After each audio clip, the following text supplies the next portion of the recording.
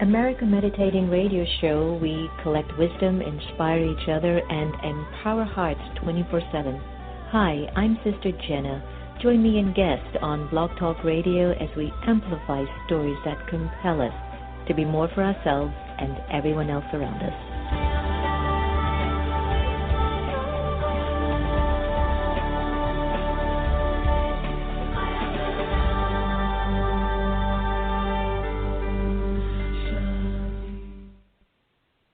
Are you in need of a tech service company that's going to deliver the best solutions for your business? Then acclaimed is your solutions headquarters. Here we specialize in your individual needs to make sure your business shines. For more information, please call 301-417-0070 or visit us at our website at acclaimed.net. Acclaimed, where we deliver for you. Are you stressed, frustrated, or annoyed at work? You don't have to be. Soothe your mind and open your heart as Sister Jenna guides you through a peaceful, calming meditation that will prepare you to focus, be present, and most importantly, bring you back to your inner peace. The Azar Foundation for Children of the World is an organization aimed to support women and children in need across the globe. We believe in empowering lives, strengthening minds, and providing programs that enrich health and education. The Azar Foundation was founded in 2003 and has been serving the world ever since. Visit us at our website at www.azar4children.org. That's www.azar4children.org to find out more information about our endeavors and join our mailing list. Remember, the smile and the cry of a child doesn't have any language. The Azar Foundation. Blaylock Dialysis Center is a convenient state-of-the-art dialysis center in the Houston area, run by Dr. Panakin Patel. Relax in a comfortable environment while receiving quality care. Serving adults 18 to geriatrics, we are here to help you. Call 713-463-6611 for more information or visit us at our website at www.blaylockdialysiscenter.com. Blaylock Dialysis Center, where helping you get well is our priority.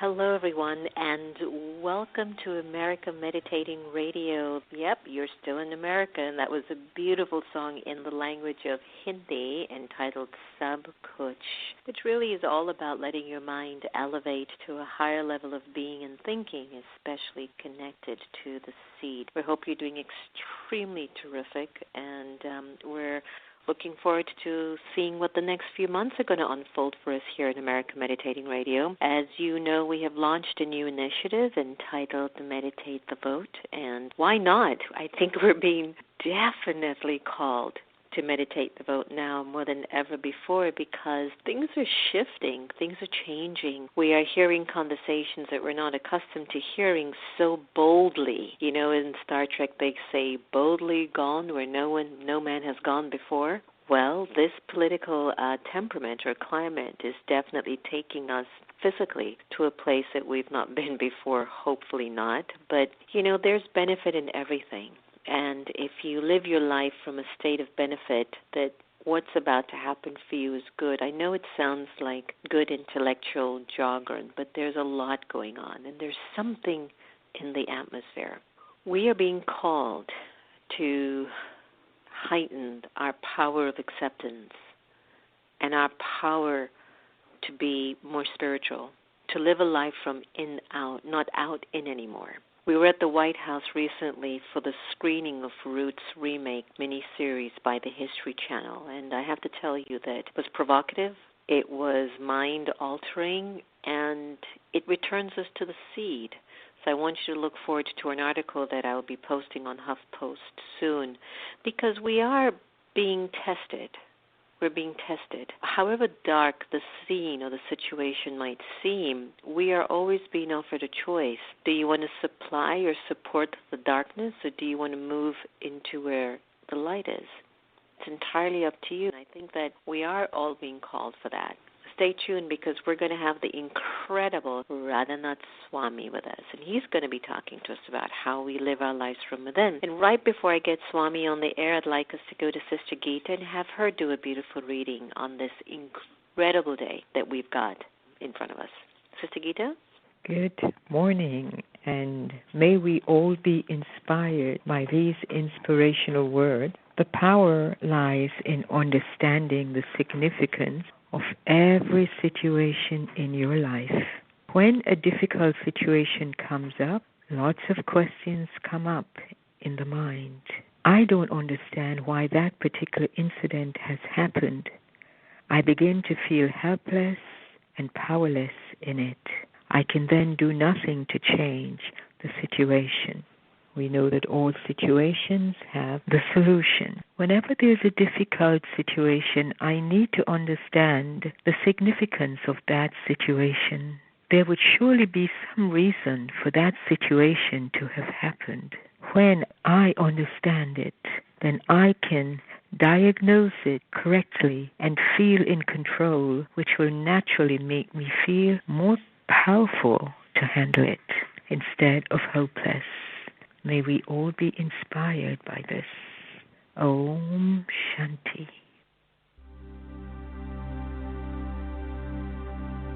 Focusing my thoughts. Taking just a minute. Sitting quietly, I become aware of my surroundings. I focus on an object in front of me, allowing it to fill my awareness.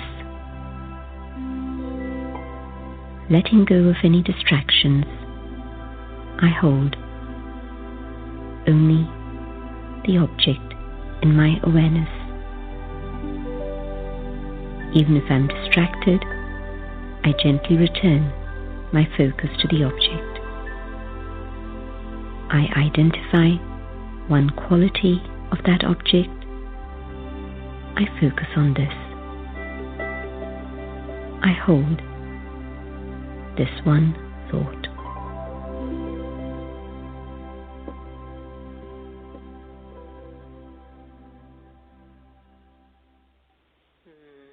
Welcome back. That was Just a Minute meditation from Sister Genty, and we enjoyed listening to the readings by Sister Gita. The American Meditating Radio is proud to welcome Radhanath Swami.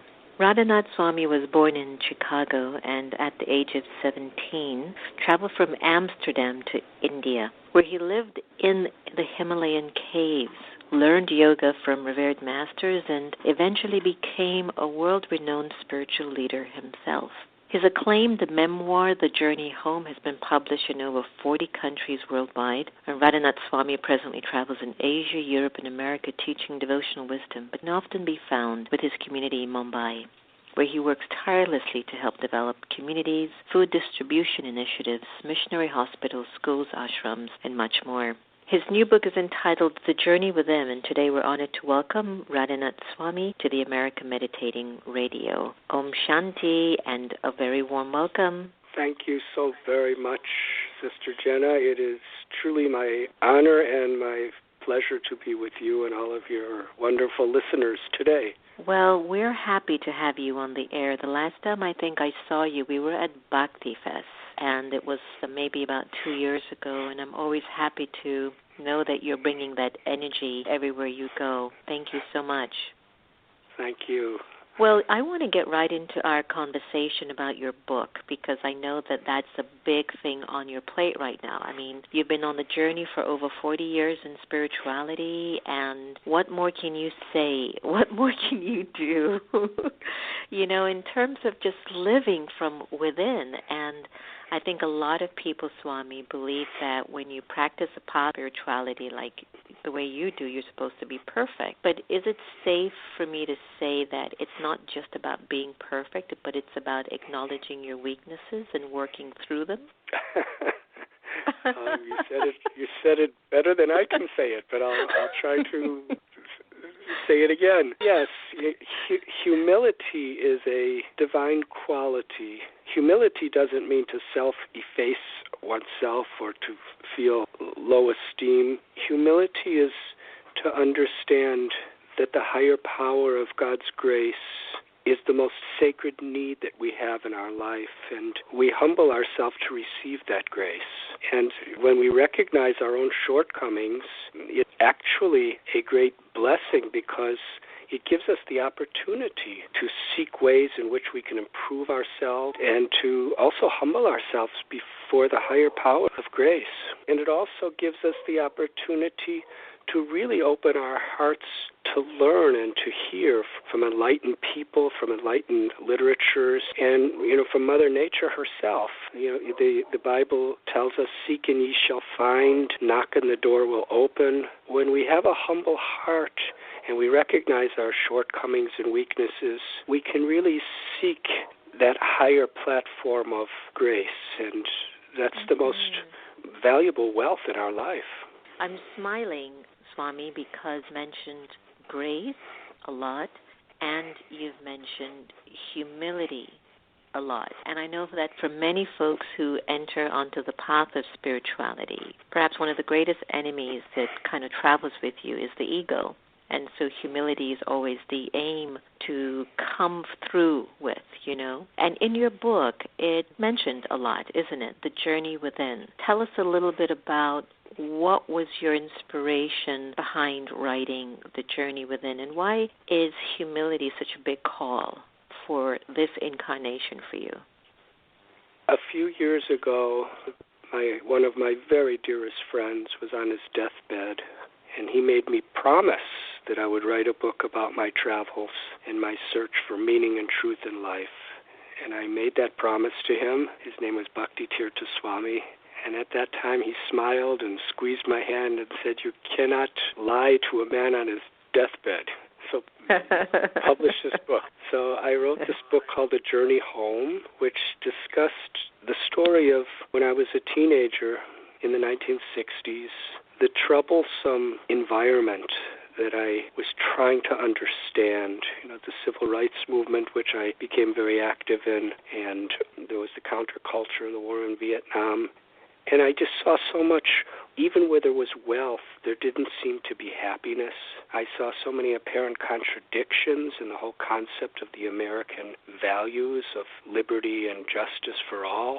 So I became a social activist, and after some time I really believed that unless I change myself, unless I find that goodness within myself, I can't really be an instrument to make positive changes in the world.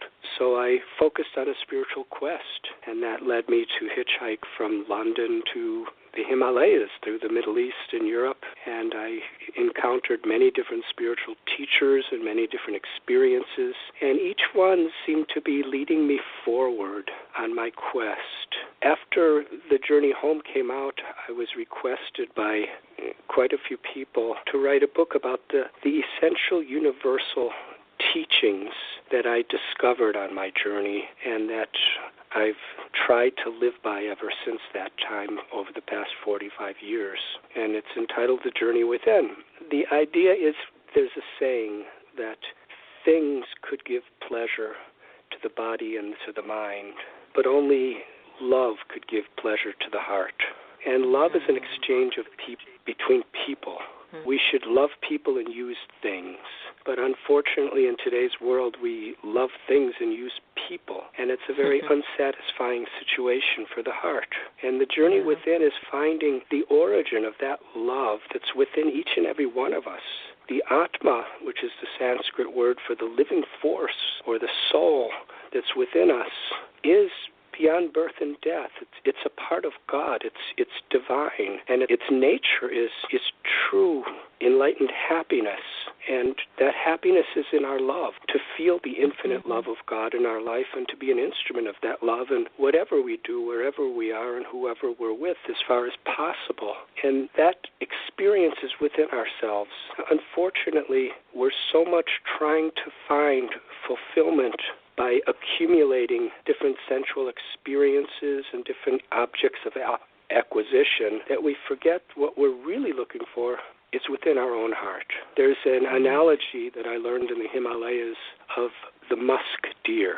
Musk is one of the most treasured and expensive fragrances, and it's coming from an organ within a particular deer. And that deer gets a sense of that smell and spends his whole life trying to find it, risking his life, going through jungles and crossing rivers, and never really finds it because it's actually within himself. And that's really the story of humanity. We're looking for fulfillment, meaning, pleasure. We're looking for love, ultimately, and that's within ourselves. And when we can find it within ourselves, then the greatest joy in life is to share that love, whether we're in business or politics or engineering or science, whether we're educators or whether we're swamis, whatever our particular vocation may be, it's a perfect opportunity to share our treasure of peace and happiness and love through the body and the mind. What I have found to be a very universal principle of all true spiritual paths, to take that journey within ourselves. Swami, may I ask you a very personal question? Since you've, and I can only speak to my few decades of being on my spiritual path and journey, and while you might be born into this, like this became your DNA, something very deep within you, and now you've put this journey on paper, which originated from the journey home. Have there ever been moments, Swami, where you were like, why am I even doing this? Why am I living this? I mean, were there moments when you felt inside of you, where's the reward for all of this penance or tapasya or intense inner search? Thank you for that question. No, I'm asking something very sincere, because I know that if I really, for me, when I really want to be true to my path, I ask myself these questions because I want to be so real to the folks that have continuously believed in my example, however, strange it might look at times. But I just find it such an important question. Your thoughts, please? Whether we're on a spiritual path or just on a very materialistic path, challenges will come of all varieties. That's just the nature of the world we live in. And on the spiritual path, we try to develop a foundation that gives us inner strength and inner faith. And that comes through, people who give us that faith. Whether it's the saints of the past or the saints of the present, that satsang or that association with enlightened people really gives us the appreciation that these qualities are within me. And certainly, so many reversals have come in my personal life, and at times I've wondered, what am I doing and why am I doing it? But it's like a storm. But because by God's grace and the grace of my Guru, Srila Prabhupada, I have a foundation of wisdom, of personal experience, of examples of great people. That foundation truly helps me to not only be stable in the times of storms, but actually to grow. And then I guess it just confirms to you that, there's a saying that the boat of truth could rock, or it does rock, but it won't sink. That's beautifully said. Thank you. Right. So, here we are in America. We've launched a new initiative here from the America Meditating Radio, Swami, which I'd love for you to get involved with. It's called Meditate the Vote. And we're not choosing party sides and we're not choosing a candidate, but what we're trying to choose is for folks in America to strengthen up from within, like you claim in your book, The Journey Within, because we are so extroverted as a nation, and we're being forced to turn inwards, but I'm sometimes concerned if we even have the tools, or do we even know, how to make our lives stronger so we can be a better for this nation. I believe that we are incarnated and we are living in this country for now. You're in Mumbai and you're always traveling back and forth, so I know that for you everywhere is home. But speaking about the country here and where you wrote from the journey home, the Vietnam War and all of that, I know you've got that spiritual passion. Always it's going to be bubbling in you. I don't care what you tell me, but I know that's going to be sitting somewhere in you. What do you feel is the shift that's happening right now in our world? And is there something that you can offer to that shift, something that you could share with us? What I see in my travels is a lot of polarization taking place, wherein there's a rise in greed, in arrogance, in exploitation, whether it be exploitation of people who are less materially privileged, or exploitation of the environment, exploitation in the name of religion or racism or nationalism. And in the face of this, people are out of fear, many becoming more strongly aligned with these dividing forces. And I also see many, many thoughtful people. It's almost like the bubble that everything's all right is bursting, and they really see that, the materialistic dream that we've been taught is not really of much depth or substance, and they're looking for, either through social activism, through philosophical research, or through spirituality. They're looking for something deep, something more meaningful that could actually overcome the tendency for all of this divisiveness and exploitation in the world. Because as Gandhi said, we should try to be the change we want to see in the world. And each one of us, we have a very powerful inherent strength to be a change in this world. In our tradition, there's 3 principles that help to connect us to that inner substance of who we really are and the love that is our true nature. One is satsang, which means to associate with people who enlighten us, like listening to Sister Jenna's meditation show, to read books that inspire us, enlighten us, give us direction, and to put us aside every day some time to actually meditate, pray In our tradition, we chant God's names. We believe that in every great tradition there's God's names, and these names are sacred, they're divine, and they have the power to awaken from within us our true potential of happiness and love. And we chant this Hare Krishna mantra. There are many mantras. The idea of mantra is it cleanses the mind and frees it from anxiety and misconception. Just like a drop of water, when it falls from a sky, it's transparent and clean. But when that water touches the ground, it becomes muddy and loses its transparency. Filtering the water simply brings it back to its original quality. So the idea of spiritual practice, the idea of chanting God's names, these beautiful mantras, is to filter our consciousness to bring it back to its natural, transparent state, where we can actually experience our eternal nature and experience the divine love that's within us. Beautiful, beautiful, and so needed at this time. And you mentioned Hare Krishna, and I know that you've been one of the leaders for many years. They're approaching their 50th year anniversary. Has there been a lot of change in the Hare Krishna movement from what it was back then for you and to what it is today? That's a very interesting question. Thank you.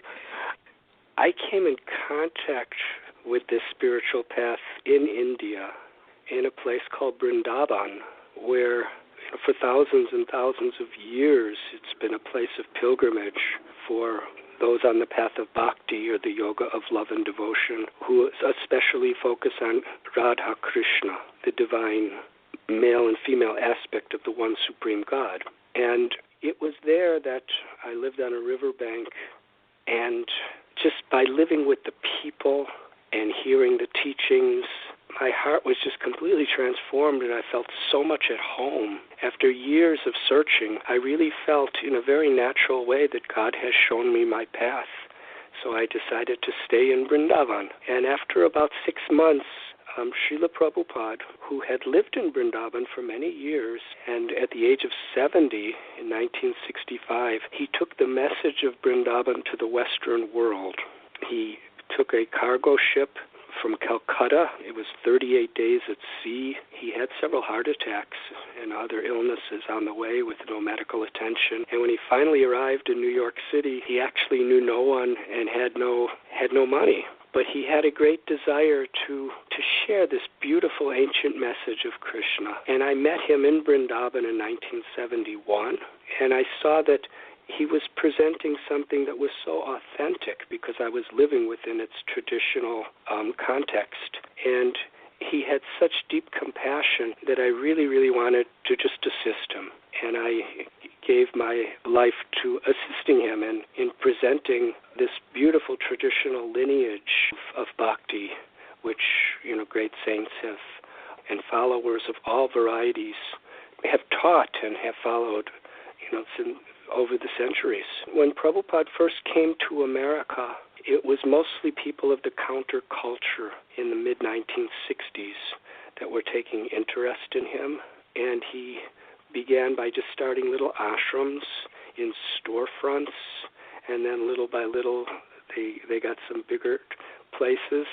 And it was mostly people living full-time who were, the counterculture kind of was already people who had given up everything looking for an ideal. So many people found that ideal in the spiritual teachings and in the example of Prabhupada. So in the beginning days, the Hare Krishna movement in America was small ashrams, and devotees would chant on the street, and devotees would try to enlighten people with their message through distribution of literature.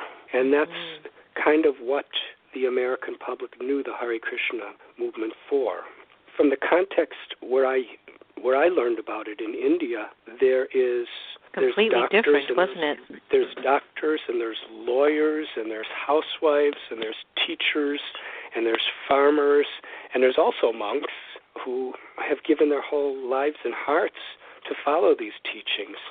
So it's a whole society of followers. And little by little in America, that natural evolution has taken place, where we find, there's many Indians that have come from India since the 1960s, and they fill our temples because they see that this is an original representation of the depth of their faith and being presented in a very nice way. And, of course, now that many of the earlier people who connected to this movement, they're not just monks anymore, but they have families, they have husbands, they have wives, they have children, they have grandchildren, they have great-grandchildren, and they're very much within the society, integrated in the society. So the evolution of the Krishna Consciousness Society is becoming more natural, and the challenge is always there for any spiritual movement is to preserve the original essence and context within a tradition as it expands more and more into the society. I know what that's like, because our daddy, who's 100 years old, I sometimes wonder what would it be like, when that depth of tradition is no longer with us, but yet think that individuals like yourself who are consistently believing in the root of that, you hold that. And, of course, it's going to be at a different level, but you're still holding it, and that's what's crucial. Swami, I don't want to finish our conversation without exploring some of the tremendous acts of charity that you and your family members and team and disciples of your movement are doing. I'm particularly curious about the eco-friendly villages that you've established. And are there any in America? Well, I'm primarily based in India, in the state of Maharashtra, and we've developed an eco-village about 2 hours north of Mumbai. And the idea of the eco-village is based on a very simple, universal spiritual principle that when we actually come in contact with our own spirit, with Krishna, or our name of God who's within our hearts, then naturally we see everything in reference and in harmony with that awareness. We see that Mother Earth is God's property. Mother Earth is the motherly aspect of God that's providing everything for everyone. And when we recognize that she's giving her grace in every drop of rain, in every grain, in every seed, in the soil, in the air that we breathe, and we become grateful. We become humble to receive it. And in that gratitude and humility, which is the basis of bhakti or devotion, then we will not exploit her, but we will live in a mood of service, live in a mood of respect. And similarly, every living being is a child of the same source, of the same God. Whether we're black or white or red or yellow or brown, or whether we're Hindu or Muslim or Christian or Jew or Jain or Buddhist or Sikh or Zoroastrian or agnostic or atheist, whether we're rich or poor, whether we're humans or dogs or cats or cows or elephants, wherever there's life, it's sacred. And to honor life and to live in a spirit of compassion, which is the true expression of spirituality, to really live in a spirit of seva, which means to serve with compassion, to serve with love, then naturally so many of the solutions to the problems the world face can be addressed in a very effective way. So in our eco-village, because there's so much drought in the villages in that area, we have developed water harvesting. Where it does rain, we can just collect enough water in natural ways that we have for 50 acres of crops, and for all the several hundred people that live in our village, we have enough water throughout the year. And the other villages, which are really suffering, we're teaching them how to do the same thing, and we're showing them by an example. And sewage refinery, we have a very natural, just through whatever we flush down the toilet, what goes through our drains, by gravity and by solar power. That can water the grass. Yeah, it goes through a process of purification, just going through a very wonderful treatment center of rocks and herbs and stones. and ultimately it comes out transparent water, and it can either be put back into the soil in a very effective way, or it can be put back into the sewage system. And we have organic natural sustainable farming, where we use heirloom seeds, indigenous seeds, to grow things, which, many of these seeds are practically extinct because, major seed companies really are eliminating all of these natural ways of growing, which are full of nutrition and medicinal qualities. And we have animal protection, where we have many cows.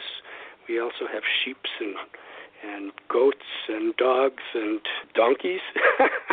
And we're trying to teach that, that these, and people come from all over the world, and when they meet these animals and they see how they respond to love, so many people they decide, how can I eat animals anymore now that I know them so intimately?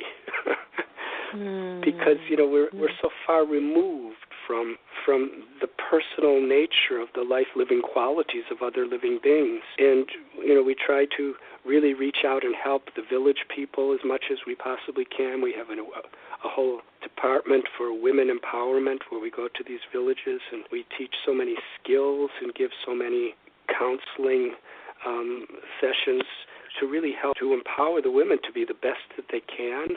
And the eco-villages, we're trying to make it a holistic approach to living in harmony.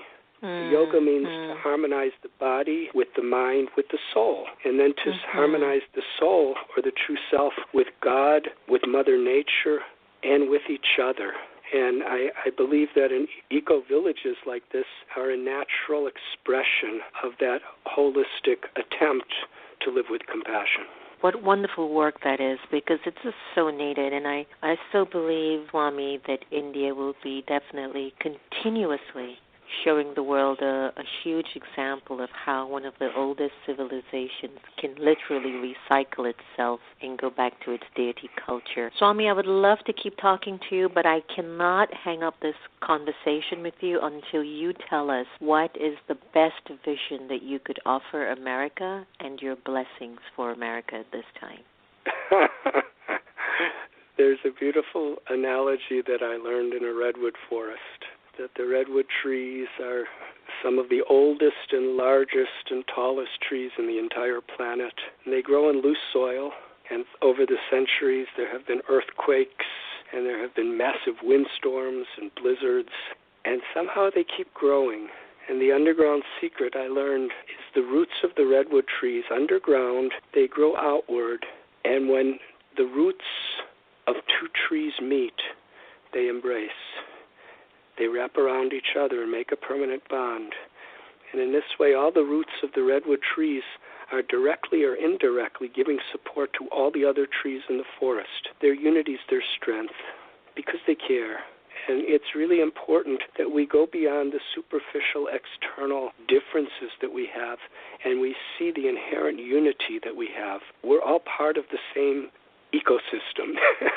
We're all children of the same God. We're all truly brothers and sisters on the inherent spiritual level. And the more we care for each other and help each other, the more in giving we receive, we understand the beauty of life. And, to have that faith, to have that realization, putting some time aside for our spiritual practice is very important. To chant God's names, to associate with people who inspire us and enliven us is very important. And then to really live with integrity, with character, because that's the greatest need in the world today. Where there's character and integrity, where there's compassion, all other good things could follow. That is so pretty. That is so pretty. Thank you for all the work that you're doing, and congratulations on your new book, The Journey Within, and hopefully the nation's capital will get you to visit it soon, and we'll be able to have you over at the Meditation Museum. Before I let you go, Swami, is there a website or anything that you would like to tell us how our listeners can find you if they would like some more information? I'm not so good with websites, but I believe there's a radhanathswami.com, radhanathswami.com, and I believe our eco-village, govardhanecovillage.org, and we also have a beautiful hospital, Bhaktivedanta Hospital, and there are different presentations on these different websites of some of those things that are happening. And I cannot tell you how deeply grateful I am that you included me in your wonderful show, and you hosted me with such gracious and self-realized hospitality. I'm really moved, and I really hope that we can meet again really soon. Me too. Thank you very much. I feel the same sentiments as well, Swami. So thank you so, so much. Thank you very, very much. Many good wishes. Om Shanti. So what do we do after such a conversation? Just to feel the well intentions from Swami's presence, voice, and his ability to just take us to another way of thinking, and yet very, very practical. I mean, listen to positive people, read positive things, be in a gathering of positive people. That's it. Just keep your life moving to its best ability, but don't sell it short. It's not the time. It's not the time. Hope you've enjoyed my conversation with Radhanath Swami. I know he doesn't know his website, but we do. So it's Radhanath Swami, RADHANATH Swami, SWAMI.com. You've been listening to America Meditating Radio. We're calling all of you to meditate the vote, our campaign that we've launched. We want to make our lives into a better world, so please send us your video that I meditate the vote because, and feel free to engage in the conversations or the questions that we have designed for all of us to think deeper and to come from a deeper place. No one's making any profit on this. This is our gift to humanity. We don't care if we have to send our last penny. We will, but we think there's really a great need for this conversation to take place at this time in the nation's capital. Remember, no one can take away your happiness unless you give them permission, and we are here to love each other the same. We'll end today's conversation by our good friend Sanatan Kaur, Sat Shri Akal. Take care, everyone.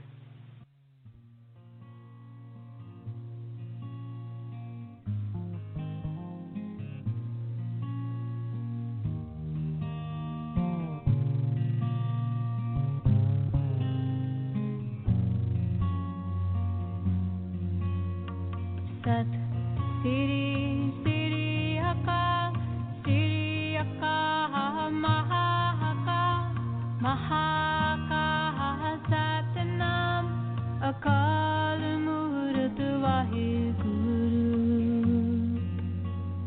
Sat Siri Siri Akal Siri Akal Mahaka Mahaka Satnam Akal Murut Vaheguru. Sat Siri Siri Akal Siri Akal Mahaka Mahaka Satnam Akal Murut Vaheguru. Sat Siri Siri